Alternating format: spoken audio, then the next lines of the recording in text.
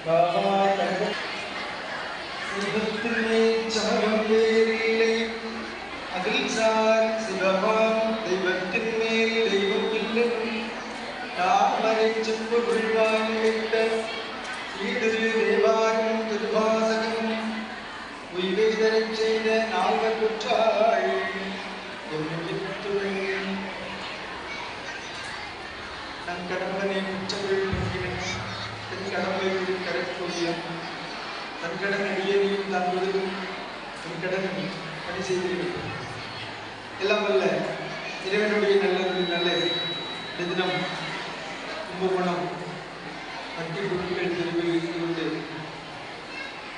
ஞானத்தை கல்வி செல்வது ஆண்டுதோறும் உரிய பங்கீட்டின் அடிப்படையில் குழந்தைகளுக்கும் இந்த கும்பகோணம் நகரத்துக்கும் வாழ்ந்து வழங்கி கொண்டிருக்கிற திருநாவுக்கரசு உதவி பெறும் உடல்நிலைப்பள்ளி சிறந்திருப்பான ஆண்டு விழா நடைபெறக்கூடிய இந்த தருணத்தில் பள்ளி நிர்வாகம் ஆசிரியர் பெருமக்கள் மாணவ செல்வங்கள் அவர்களோடு உடனிருக்கிற பெற்றோர்கள் அவருடைய நண்பர்கள் என்னுடைய நோக்கி அமர்ந்திருக்கிற அன்புக்குரிய உள்ளங்கள் அனைவருக்கும் அன்பான மாலை வணக்கங்களை தெரிவித்து உங்களோடு ஒரு சில செய்திகளை பகிர்ந்து கொள்வதற்கு விளைகின்றேன்.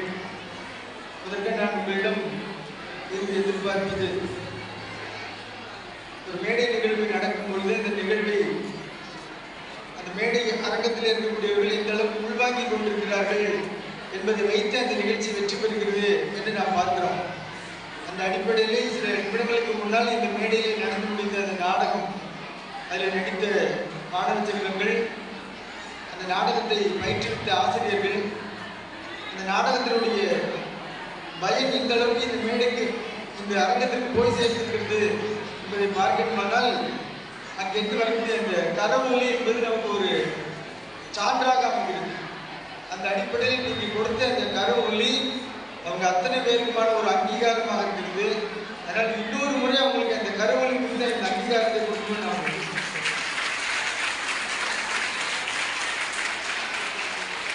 நான் எல்லாருடைய முகத்தை பாருங்க, எவ்வளவு மகிழ்ச்சி அப்படி ஒரு பூமிக்கு பாருங்க. மேடையில் நடக்கக்கூடிய நாடகத்தை நடக்கிற அத்தனை பேரும் உங்களுடைய நண்பர்கள், உங்களுடைய சகோதரர்கள், உங்களுடைய பிள்ளைகள். எப்படி அந்த பெற்றோர்கள் இந்த குழந்தைகளை பார்க்கிறீங்களோ அது போலதான் இந்த பள்ளியில் இருக்கக்கூடிய ஒவ்வொரு ஆசிரியர்களும் பார்க்கிறார்கள்.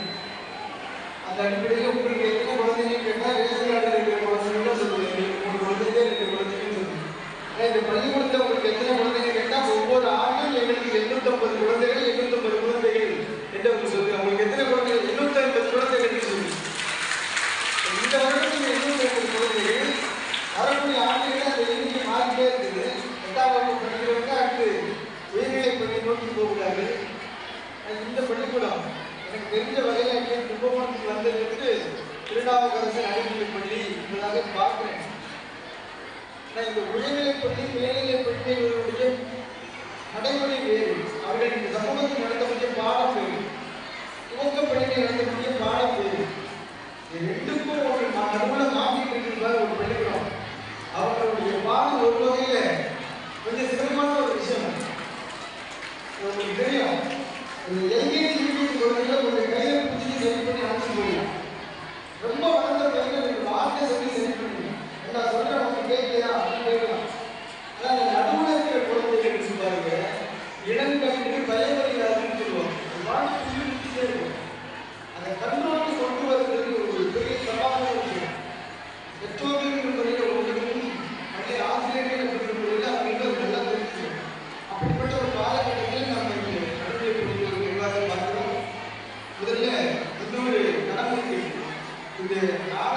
பயிற்சித்த ஆசிரியர்களுக்கு இந்த சாதனை நாம் அனுப்பிக்க வேண்டும்.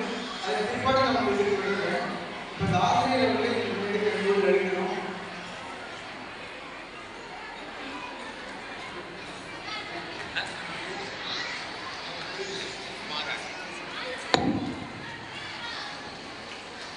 செல்வி உமாராணி அவர்களுக்கு சுவாமிகள் திருக்கரங்களா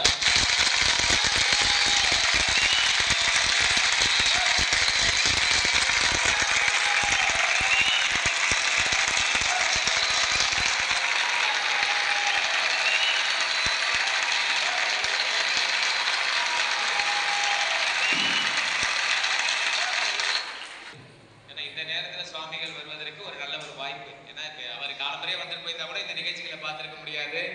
குழந்தைகளுடைய அந்த பெர்ஃபார்மன்ஸு, டீச்சருடைய ப்ரிப்பரேஷன், இதெல்லாம் அந்த குழந்தைகளுக்கு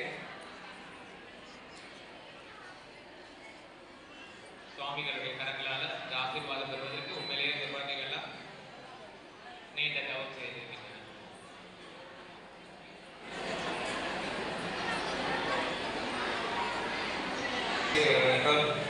திருமதி சந்தியா அவர்களுக்கும்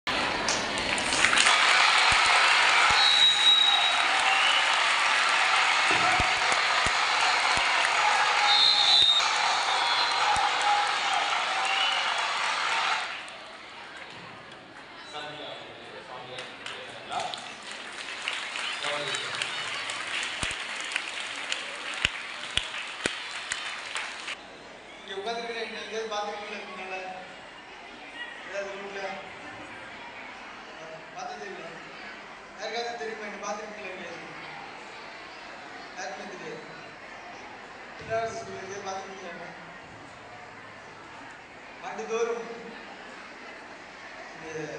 சரஸ்வதி பூஜையை முன்னிட்டு நடைபெறக்கூடிய போட்டிகளுக்கு பரிசளிக்கும் திருமஞ்சன வீதி பள்ளிக்கூடத்தில் வச்சு இந்த பள்ளி மாணவர்கள் எல்லாரும் அந்த நிகழ்வுகளில் கலந்து கொண்டு நல்ல முறையில் அவங்களுடைய பங்களிப்பை கொடுக்குறாங்க. ஒவ்வொரு ஆண்டும் நாங்கள் அதை பார்க்கிறோம். இந்த ஆண்டு பள்ளி மாணவ மாணவிக்கான ஒரு நாடக போட்டி நடத்திருக்கோம். இதில் தலைப்பாக தந்தை சொல்மிக்க மந்திரம் இல்லை அப்படின்னு சொல்லி ஒரு தலைப்பு. அந்த தலைப்புல ஒரு 10 பள்ளிக்கூடங்களிலிருந்து மாணவ மாணவியர்கள் கலந்து கொண்டார்கள். அதில் நம்ம பள்ளி மாணவ மாணவியர் என்ன சிறப்புன்னா, ஆசிரியர்கள் யாரும் அதுக்கு பயிற்சி கொடுக்கல, அந்த மாணவியர்களே அதுக்கு பயிற்சி கொடுத்து அந்த நாடகத்தை நல்ல முறையில் நடத்தினாங்க. அதுக்கு பரிசு கொடுக்கும்போது அந்த மாணவியர்கள்ட்ட நாங்கள் பேசும்போது சொல்கிறோம், வெற்றி தோல்வி என்பது சகஜம். நாங்கள் வெற்றி தோல்விக்காக இங்கே பரிசு கொடுக்கல, உங்களை போட்டியில் கலந்து கொள்ள வைக்கணும். அதுதான் முதல் நோக்கம். வெற்றி தோல்வி என்பது அதுக்கு பிற்பாடு. எதுக்கு சொல்கிறேன்னா, நாடகத்தில் நடித்த அத்தனை குழந்தைகளுக்கும் உங்கள்கிட்ட இருந்து எப்போ இந்த அங்கீகாரம் வந்ததோ அப்போவே இதில் வெற்றி அடைஞ்சதுன்னு அர்த்தம். இதில் யார் ரொம்ப நல்லா நடித்தாங்க, யார் கொஞ்சமாக பார்ட்டிசிபேட் பண்ணாங்க அப்படி இல்லை. இதில் பங்கெடுத்த எல்லாருக்குமே அந்த வெற்றி வந்து பகிர்ந்து கொடுக்கப்பட்டோம். அதே மாதிரி இந்த திருநாவுக்கரசு பள்ளிக்கூடத்தினுடைய ஒரு பேர் கும்பகோணத்தில் இருக்கிறது. திருநாவுக்கரசு நடுநிலைப் பள்ளியில் ஒரு மாணவன் படிக்கிறான் அப்படின்னா அவன் சரியா இருப்பான் அப்படிங்கிற அந்த பேர் வருதுன்னா அது தாளாளருக்கோ இல்லை எச்சப்புக்கோ மட்டும் முடியுதல்ல, அங்கே இருக்கிற அத்தனை ஆசிரியருக்கும் இன்னொன்று சொல்லப்போனால் அவங்க எல்லாருக்கும் முடியுதுதான் அந்த பேர். எல்லாருக்கும் அதில் பங்கு இருக்குது.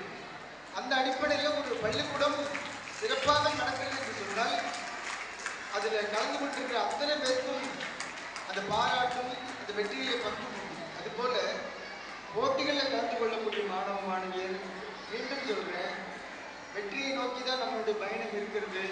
ஆனால் வெறும் வெற்றி மட்டுமே அல்லது ஒரு தோல்வியோ அதனுடைய ரிசல்ட் என்று பார்த்துறாதீங்க தயவு செய்து.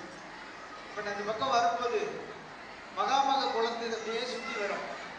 சூரியன் வந்து மாலை நேரத்தில் மறைஞ்சிட்டு இருக்கு. சூரியன் மாலை நேரத்தில் எந்த திசையில் மறையுது? சூரியன் மாலையில் எந்த திசையில் நோக்கி மறையுது? எந்த திசையில் மறையுது? மேற்கு பக்கம் மறையுதா? இந்த பக்கம் அப்படியே மறையுது. அந்த நிழலுக்கு வந்து சூரியனுடைய அந்த வெளிச்சம் மகாமக குள தீர்த்தத்தை தண்ணியில் அப்படியே பட்டு பிரதிபலிக்கும். நான் என்னோட வந்த அன்பத்தை சொல்கிறேன் பாருங்க, அந்த சூரிய அதனுடைய பிம்பம் பாருங்க மகாமக குளத்தில் பட்டு பிரதிபலிக்குது பாருங்க, எவ்வளவு அழகா இருக்குது. இப்ப இன்னொரு கேள்வி கேட்டீங்கன்னா, இந்த சூரியனுடைய பிம்பம் தண்ணியில பட்டு பிரதிபலிக்குது, சூரியன் அணையவே இல்லை. ஏன் சூரியன் அணையவே இல்லை? மகாமக கோலம் மாதிரி இந்த உலகத்துல எவ்வளவு நீர்நிலை இருக்குதோ அத்தனை நீர்நிலையிலையும் இந்த சூரியனுடைய அந்த பிம்பமானது விழுந்ததுன்னு செய்யுது. ஆனா அந்த சூரியன் எங்கேயாவது அணைஞ்சு போதா? மாணவர்கள் தெரிஞ்சுக்கணும், வெற்றி தோல்வி என்பதும் இது எப்படி பிரதிபலித்து அது அணைவதில்லையோ அது போல நம்முடைய வாழ்க்கையிலையும் வந்து வந்து போயிட்டு இருக்குது. இதனால ஒரு பொழுது நம்முடைய ஊக்கம் அணைஞ்சு போகவே கூடாது, மேலும் மேலும் பிரகாசிக்கணும். இன்னைக்கு மறைஞ்ச சூரியன் நாளைக்கு புது பொலிவோடு எப்படி கிளம்புது, அதே மாதிரி ஒவ்வொரு நாளும் நம்முடைய வாழ்க்கையிலே உதயம் இருக்க வேண்டும் என்று பிரார்த்தித்துக் கொள்கிறோம். நேற்றைய தினம் மகா சிவராத்திரி விடிய விடிய முடிச்சிருந்ததுனால நிகழ்ச்சியில கலந்துக்கிறதுல கொஞ்சம் தாமதம் ஆயிடுச்சு. அதுக்காக நிர்வாகத்திட்டையும் இந்த அன்புக்குரிய குழந்தைகள்டையும் நான் மன்னிப்பு கோருகிறேன். ஏன்னா இன்னைக்கு மன்னிப்பு கோருறது ஒரு சாதாரண விஷயம் தான் எடுத்துக்கணும் அப்படின்னு நாட்டு பிரதமர் முதற்கொண்டு இன்னைக்கு சொல்லியிருக்காங்க. நான் மன்னிப்புங்கிறது எல்லாம் நினைக்கிறாங்க, நம்ம என்ன பெரிய அவங்கள்ட்ட போய் நம்ம என்ன மன்னிப்பு கேட்கறது இல்லைங்க. தவறுன்னு நமக்கு தெரியும் போது எதிர்த்தாப்பில் இருக்கிறது யாரா இருந்தாலும், ஒரு சின்ன குழந்தை இருந்தாலும் நான் தப்பு பண்ணிட்டேன்னா அந்த குழந்தைகிட்ட மன்னிப்பு கேட்கறதுன்னா மனித மாண்பு அது காப்பாற்றப்படணும். அப்படின்னா இந்த மாதிரி மேடைக்கு வரவங்களுக்கும் வராது. தவறு எனக்கு தெரியும். நான் அவங்கள்ட்ட முதலே சொல்றேன், இன்னைக்கு சிவராத்திரி என்னால் மறுநாள் காலையில் சீக்கிரமா வர முடியாது அப்படின்னு சொல்ல முடியல. ஏன்னா இந்த முகத்தெல்லாம் பார்க்கறதுக்கு எனக்கு ஒரு பெரிய வாய்ப்பு கொடுத்தீங்கன்னு சொன்னேன் சார்.